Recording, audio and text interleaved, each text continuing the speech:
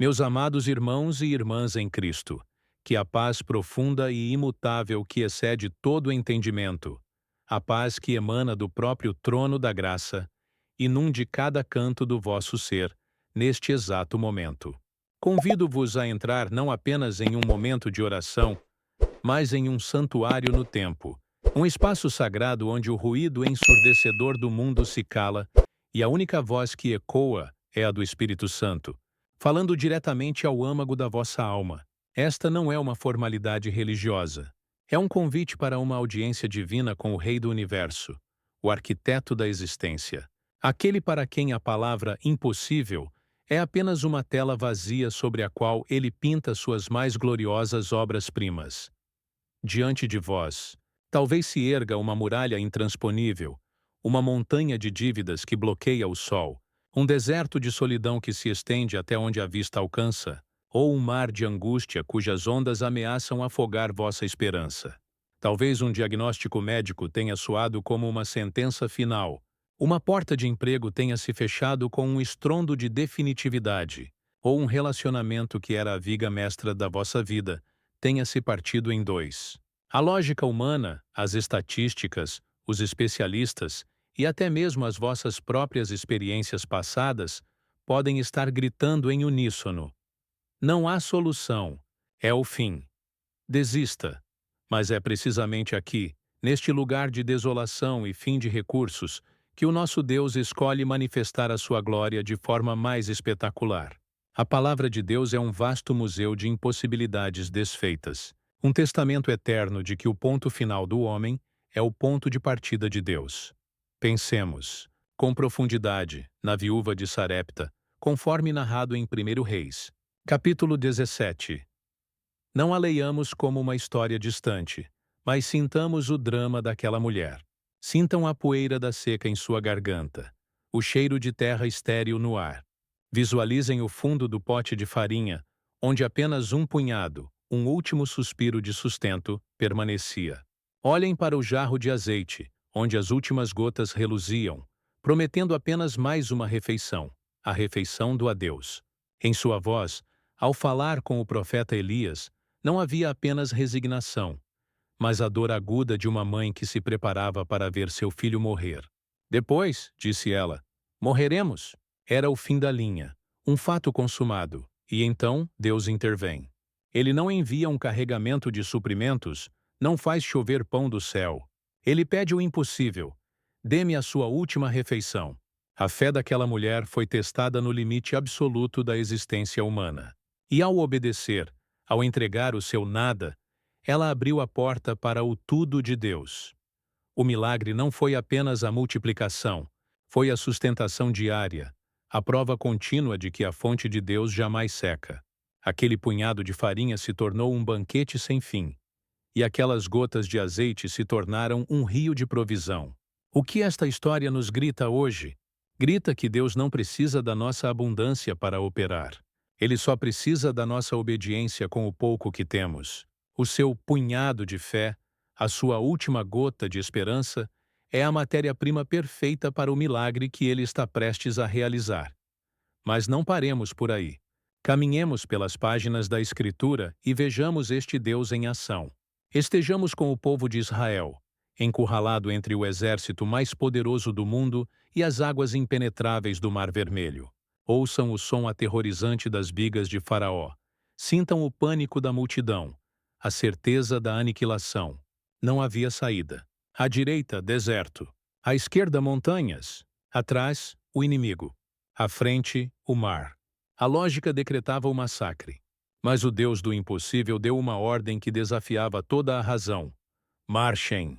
E então, o cetro de Moisés, um simples pedaço de madeira, tornou-se o instrumento do poder divino.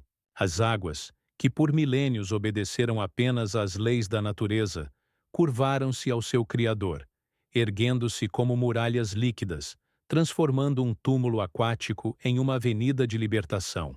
O Deus que abriu o Mar Vermelho é o mesmo Deus que hoje está diante do mar de problemas que te cerca, pronto para abrir um caminho onde a razão diz que não existe. Ele é o Deus que fez uma virgem conceber, que fez Sara, uma mulher de 90 anos, cujo ventre estava morto, gerar o filho da promessa. Ele é o Deus que tomou Davi, um jovem pastor, e o fez derrotar um gigante campeão de guerra com uma única pedra. Ele é o Deus que protegeu Daniel na cova dos leões, não assustando as feras, mas enviando um anjo para lhes fechar a boca. Ele é o Deus que ressuscitou Lázaro, não quando ele estava apenas doente, mas quando já cheirava mal, quando a decomposição já era uma realidade, para que não houvesse dúvida de que o milagre era obra exclusivamente sua. Este é o Deus a quem nos dirigimos hoje. Não um conceito abstrato, não uma força distante, mas o Deus vivo, pessoal e todo-poderoso que se especializa em causas perdidas, diagnósticos terminais, falências inevitáveis e corações irremediavelmente partidos. Se o seu coração arde ao ouvir estas verdades, se uma centelha de fé se reacende em sua alma, saiba que não é por acaso. O Espírito Santo está te preparando. Ele está arando o solo do seu coração para plantar a semente de um milagre que florescerá para a glória do nome dele. Permaneça firme, pois o Deus que move céus e terra está, neste momento, movendo-se em seu favor. Meus amados, quando o nosso coração se acende com a promessa de um milagre, entramos em um território sagrado, mas também desafiador, o território da espera. A fé é o motor que nos impulsiona, mas as circunstâncias ao nosso redor são, muitas vezes, ventos contrários que tentam nos desviar do curso. É fácil crer quando o sol brilha, mas a verdadeira fé, a fé que move montanhas, é forjada na escuridão da fornalha, no silêncio ensurdecedor de Deus, na longa e árdua jornada da perseverança. Deus tem todo o poder para agir em um piscar de olhos, para resolver tudo instantaneamente.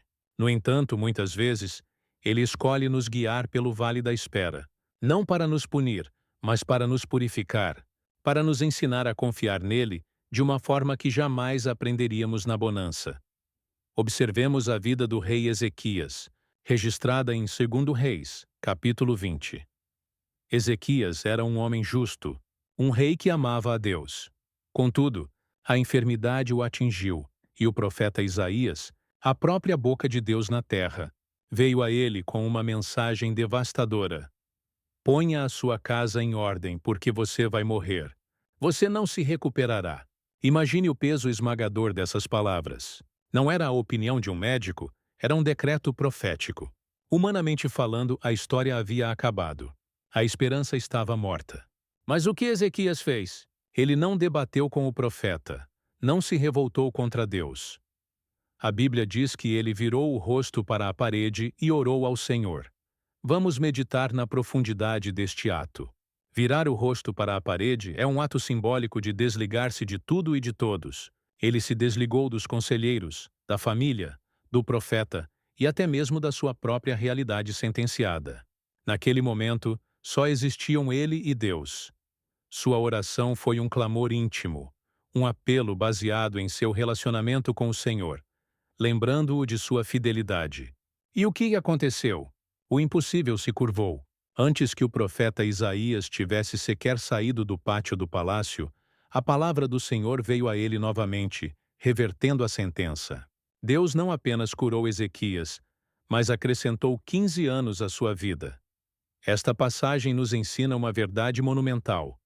A fé não nega a existência do problema, mas nega o direito do problema de ser a palavra final sobre a nossa vida.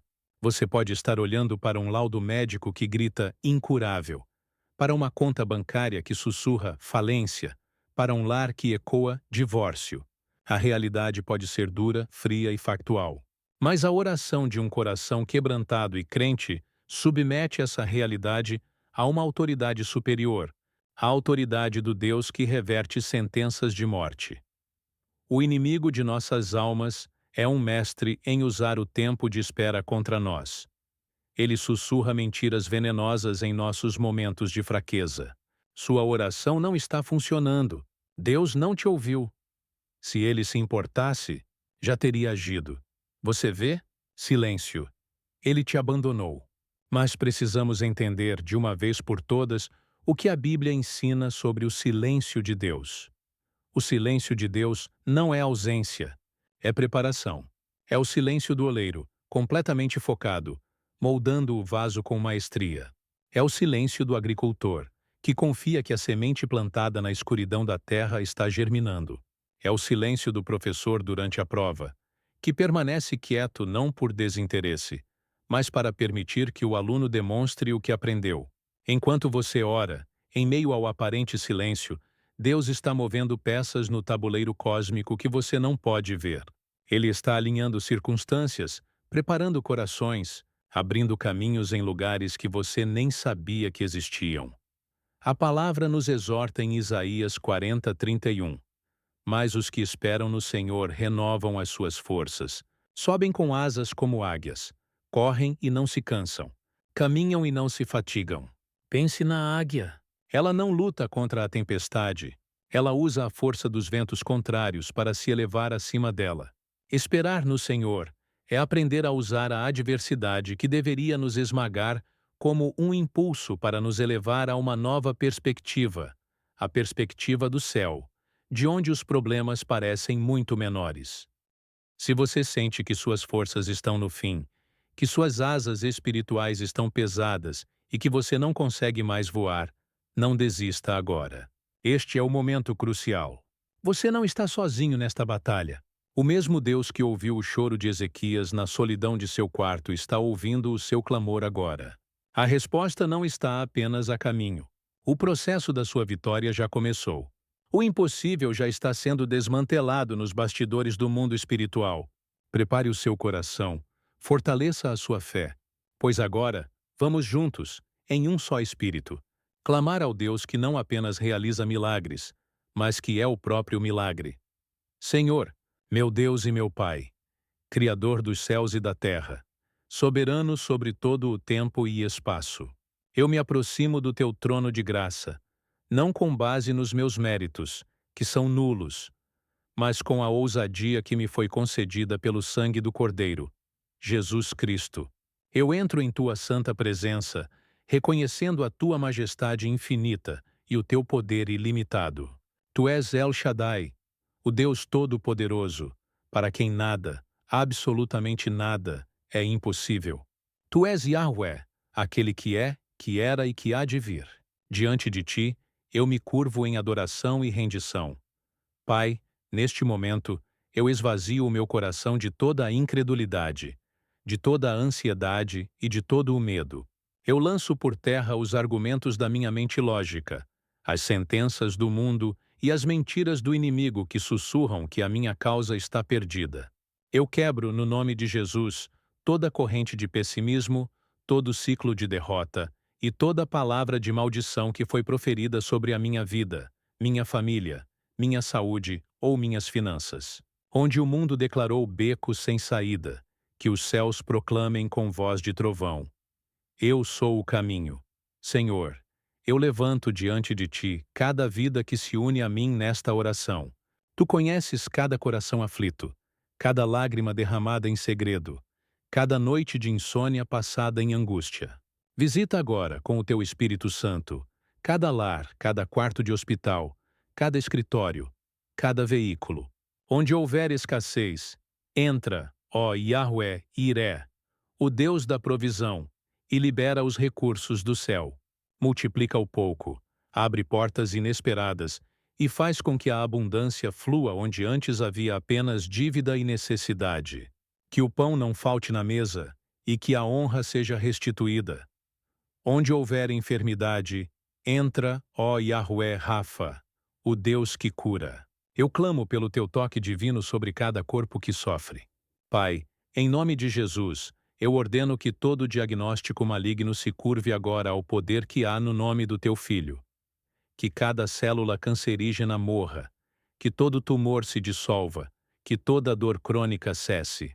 Que sistemas imunológicos desregulados sejam restaurados, que órgãos que não funcionam voltem a funcionar perfeitamente. Toca nos ossos, nos músculos, no sangue, no cérebro. Sara as feridas da alma, a depressão que esmaga, a ansiedade que paralisa, o pânico que sufoca. Que a tua paz, que excede todo entendimento, seja o bálsamo que cura e restaura.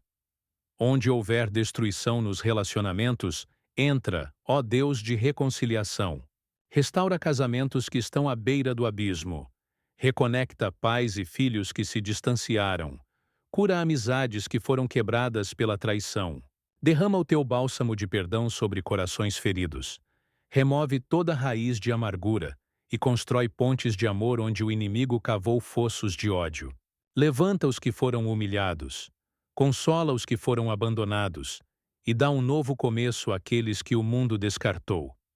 Pai amado, eu oro por aqueles que enfrentam batalhas na justiça, processos que se arrastam, causas que parecem perdidas para a lógica humana. Senhor, Tu és o justo juiz.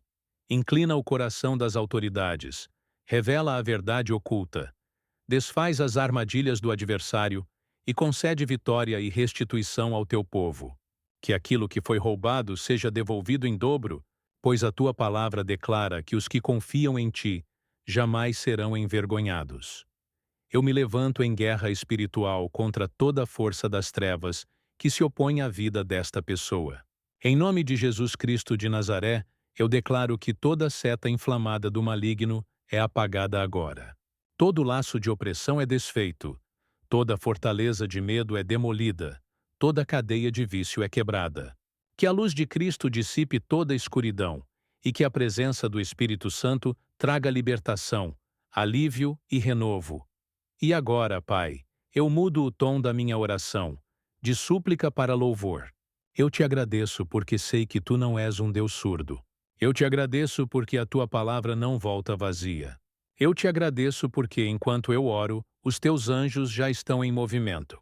Eu te agradeço porque o milagre já foi liberado no mundo espiritual e está a caminho de se manifestar no mundo físico. A vitória já foi decretada no céu. Eu recebo pela fé a cura, a provisão, a restauração, a justiça e a libertação. A ti, que é poderoso para fazer infinitamente mais do que tudo o que pedimos ou pensamos, segundo o poder que em nós opera, a ti seja a glória na Igreja, por Jesus Cristo, em todas as gerações, para todo o sempre. Eu declaro que o tempo da espera acabou e o tempo do testemunho começou. Em nome santo, poderoso e redentor do Pai, do Filho e do Espírito Santo. Amém e amém. Meus amados, esta oração não foi um eco no vazio. Foi um clamor que ascendeu aos céus e foi recebido pelo Pai. Creia com todas as fibras do seu ser que Deus já iniciou uma obra sobrenatural em sua vida. O que parecia imutável começou a se mover. A resposta virá. O milagre se manifestará. E você dará um grande testemunho da fidelidade e do poder do nosso Deus. Convido você a não tratar este momento como um evento isolado, mas como o início de uma jornada diária de fé e devoção. Continue firme na fé. Mergulhe na palavra, pois aquele que começou a boa obra em sua vida é fiel para completá-la. Compartilhe esta oração com todos que você conhece que precisam de um milagre. Assim como a sua fé foi fortalecida, outras vidas também podem ser tocadas e transformadas. Lembre-se sempre, Deus já está movendo o sobrenatural em seu favor. Creia, persevere e prepare-se para testemunhar, pois o seu milagre já começou. Que a graça infinita do Senhor Jesus, o amor incondicional de Deus Pai e a comunhão doce e poderosa do Espírito Santo estejam sobre você e sua casa, hoje e para sempre.